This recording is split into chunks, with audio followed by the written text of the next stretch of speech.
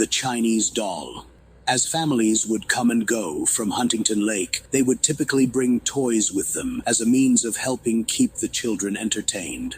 One such toy was a doll made in China that belonged to a young girl. She loved that doll, and she would bring it with her everywhere she went. From school to play, the two of them were always together. And when she would play with the doll, the young girl would often talk to it as if it was just another child. However, when the girl and her family went up to the lake one summer for a family getaway, something unusual happened. Not long after arriving at the lake, the conversations the girl had with the doll began to change. The tone and the nature of these conversations changed from something a girl her age would normally have when talking to a doll to something a child would say when he or she was supposed to say when talking to an adult. They would also become more animated as time went by. Overhearing these conversations, her parents became concerned and worried about their daughter. They felt like the conversations were unhealthy and unnatural, but her parents decided that now wasn't the best time to address this issue. They decided that they would address the issue when the trip was over and they were all back home. But before this could occur, an unforeseen malady struck the girl while the family was out on a hike. The girl broke out in an unexplainable fever, which would be accompanied by uncontrollable shivers. It was during this illness that the little Chinese doll somehow went missing. Nobody knew where the cherished little doll had gone, and the only thing known for sure was that it couldn't be found.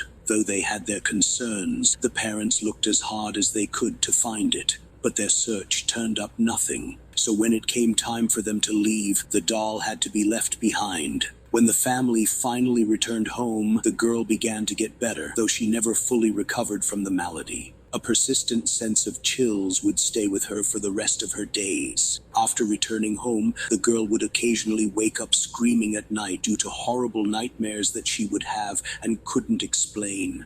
As she would get older, the girl would be able to better explain her nightmares, but her memory of the dreams would always be hazy, making it difficult to explain what the nightmares were about. What she would remember were always in broad brush strokes. With what she was able to remember, they always remained the same. The nightmares would always include a face that is stricken with fear and some very small hands found within the field of vision. The hands would always appear to belong to her and were always presented in a threatening manner. It wouldn't be until years later that she would eventually learn that people were found dead in the woods, cabins, or condos that are surrounding the lake.